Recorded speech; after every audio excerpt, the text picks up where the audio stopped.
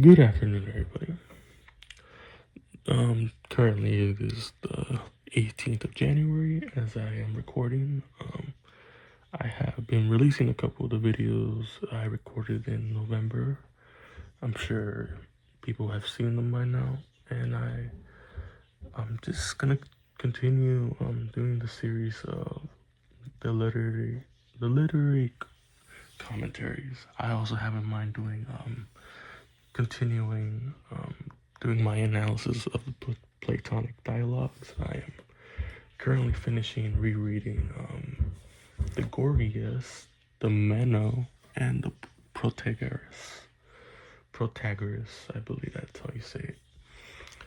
And anyhow, today's subject of the literary commentaries is Titus Livius. A quick background on Titus Livius, an ancient Roman historian that lived during the reign of the first Roman emperor, Augustus Caesar. And we're going to be discussing more specifically the first 5 books of his Cordita, I believe. That's how you say it in the Latin. In other words, it just translates to from the founding of the city. But yes, the reason Livy's our subject here for today is mainly because there's just something unique about his work. First of all, he's an ancient Roman historian. According to what we have knowledge of, there were about 142 books of this series by Livy, which was just all about the history of Rome up to Augustus. But only 35 of these books survived to us, sadly. But 35 books is plenty, is it not? So what's there to complain? Anyhow, the first book of Livy is kind of a unique one. This was the book I started reading this fall, actually, when I started learning about Rome, and it was a humanities class about Rome. We went over many things, but we started off with Titus Livy. So Titus Livius, in his first book, pretty much it's about the mythical, quote unquote mythical, kings of Rome before the founding of the Republic. Even though the founding of the Republic is also said to be kind of debatable, but it's more people believe it's more believable than the 7 kings. Even though I don't have a problem believing what Livy says, but I do believe some of his history is over tensified. I don't think politics are that tense, but yet again, I live in the United States. Politics here are pretty hectic. But anyhow, the first book, like I said, is about the first seven. Yeah, I believe it's 7 kings. 8 kings if you want to include the Sabine who was ruling with Romulus. So the first king of Rome was Romulus, and technically speaking, the second was the Sabine king who the reason that Sabine king was a co-ruler with Rome was because of the situation of what you call the I don't want to call it this, but they call it the rape of the Sabine women, but that's not what happened. It was basically an abduction of these women from a Sabine community. So basically these Sabines and the early Romans came into conflict over that, and eventually they came into like an agreement by having the Sabines and the Romans come together, and Romulus and the Sabine king Titus shared power together. And yeah, that's pretty much it. There's also the whole origin stories of how Romulus and his brother Remus came to be, and it's also inside the book here. It gives you an overall entire history of what the Romans believe their origins to be. Keynote what they believe, because it's important. If you want to understand the Romans, you gotta really know what they themselves thought themselves to be. That's like the whole key to understanding their culture. And then obviously, the king to come after Romulus. By the way, the Sabine co-ruler king with Romulus died before Romulus, and also Romulus died as well, supposedly.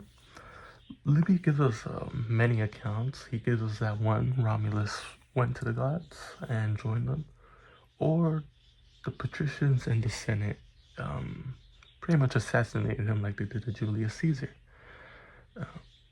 You gotta see that Livy provides multiple of these narratives and stories to give his readers an understanding of what they think likely happened. Pretty much, it's a Herodotus does this too, by the way, because people mistaken Herodotus. Like, he's so misunderstood. But that's a subject for another video. And then the king to succeed Romulus and Titus was Numa, and Numa's credited with pretty much the piety of the early Romans. He was pretty much the foundation for that. His rule was pretty peaceful, to say the least. He died at a very old age, and his successor was it was Tullius Hostilius, and that king was a bit of a warmonger. Pretty much he thought that Numa had weakened the Romans, so pretty much started all these campaigns and whatnot. And then the fifth king was Ancus Marcius, which was he's the fifth king, and he's a bit like Numa and his predecessor. He's a bit of a warmonger too, but not to the extent.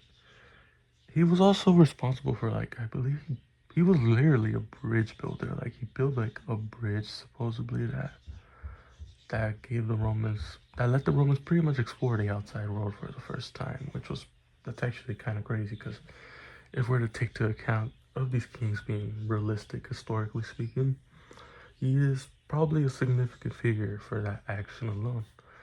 And the one to succeed Ancus Marcius would be I believe it's the first Tarquin. We don't know if this is. There's two Tarquins that were kings. We don't know if the seventh one is another Tarquin, but we don't know if it was Tarquin's son or his grandson. But anyhow, this Tarquin is called I believe it's Priscus.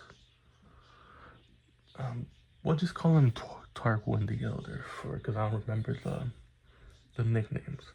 So Tarquin the Elder is the fifth king of the Romans. He's supposedly born from the Greek Demarides from Corinth, although that's actually something I don't really believe in. And supposedly this Tarquin, he immigrated to Rome, and then when he saw the opportunity to be king, he took it, and he did this by pretty much sending the son to Ancus Marcius on a goose chase, pretty much, and he pretty much made enemies out of them, and that's how he became king, pretty much. This Tarquin the Elder in specific was very close to the fourth king, by the way, and that's why he really got the status. So he was the first Roman, non-Roman actually. He's an immigrant to become king of the Romans. And this Tarquin, he was a pretty good ruler compared to his later descendant. And after that, this Tarquin would actually be assassinated. I don't remember if it were the sons of Ancus Marcius, because they held grudges about over him for sending him on a goose chase, but I think it might actually be them, but not quote me on that because I don't like it.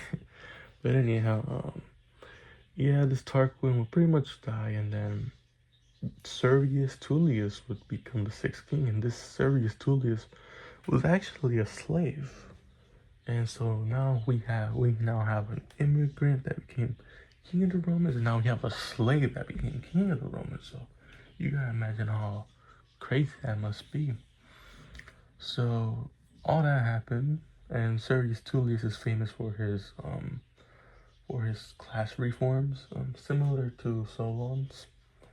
And this same Tullius gets assassinated by one of Tarquin's descendants, because Servius Tullius did the same thing what his predecessor did to Ancus Marcius. He sent the sons of Tarquin, or see, that's the difficulty, but we'll just say sons of Tarquin, on a wild goose chase, and this built resentment, and eventually this led to basically a tyranny being formed, because this Tarquin, the infamous Tarquin the Proud, overtook power unlawfully, and this basically the last Roman king, because he soon gets kicked out of the city, exiled, and the Romans abolished the monarchy completely. And this occurs after the rape of Lucretia, which is the wife of Collatinus Tarquinius. Yes, this man is a relative to Tarquinius, and the one who did that was actually, I believe, a cousin of that same Collatinus Tarquinius, his name was Sextius.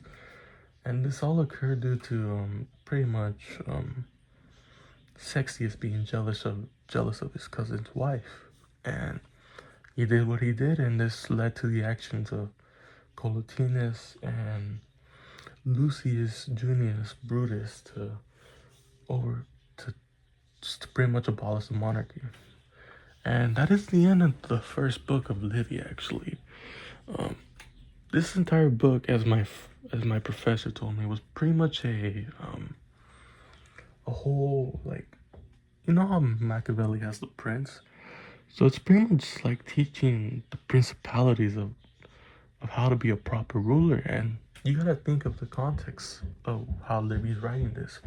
He's writing this because, one, he lives in the Augustan era, so he's pretty much showing Augustus, hey, this is how you can be a good ruler. And right when we get onto the second book, you can see a little change in that, because now we're getting into the whole early Roman Republic here. The early Roman Republic, the second book and the third book can be described as pretty much warfare, and just the second book in general is just about fighting King Porsenna and the Tarquins who are in exile. And of course, you imagine the Romans come out victorious and the monarchy is no longer an issue. But then in the third book, you have a lot of class issues between the patricians and the plebeians. This also goes on in book 4, by the way, and to some extent book 5. And there's a lot of reforms where apparently, like, marriage between the two classes happens. The tribuneship is put up. A consul must be a plebeian. And overall, in the 5th book, which is, I believe, the most important book, is pretty much where Rome gets sacked for the first time by the Gauls. And it's pretty much a good story of how, like, mismanagement and overall just, like, politics just got in the way of, like, pretty much turning a great city into ruin. And at the end, the great Camillus returns, because Camillus was exiled, and he pretty much brings Rome back in place, and he's called the father of the fatherland, which is an enormous title. And I know I can't spend the entire video talking about the second book, the third and fourth and fifth in complete discussion, but overall, that's just what I wanted to get across a little summary and just say the genius of Livy. Yes, Livy is a part of the Augustus propaganda. Do not get that twisted. He is definitely a part of it. But to some extent, there is really some good knowledge in here of like how Roman culture was and came to be in some ways. It also gives us a good understanding of the Roman Republic. Livy's Roman Republic is actually how many of us actually picture it here in the West.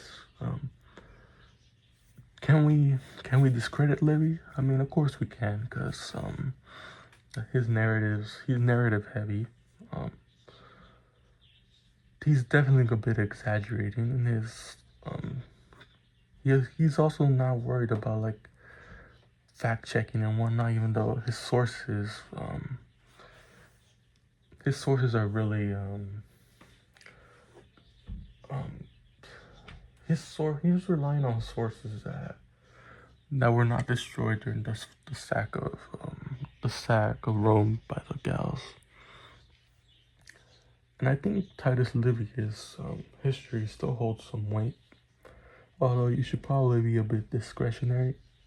It would probably help Livy's case in terms of authority of like early Roman history and credibility if we had at least a couple more of his books survive to us. That would probably give him a bit more credibility, like not to the extent of Thucydides, but sort of there. Like we could trust him completely, pretty much, because Thucydides is a reliable source by all means. And yeah, that's pretty much all I wanted to get off my mind. Titus Livius, great work. Is he one of my favorite Roman historians? Yes. Is he one of my favorite, most ancient historians? Sadly, no. I still prefer Thucydides. Thucydides is just an amazing writer and just so raw. Splendid historian, by all means. Thucydides is actually the modern standard for history, if you do not know that. But yes, that concludes this video, and I will see you in the next one.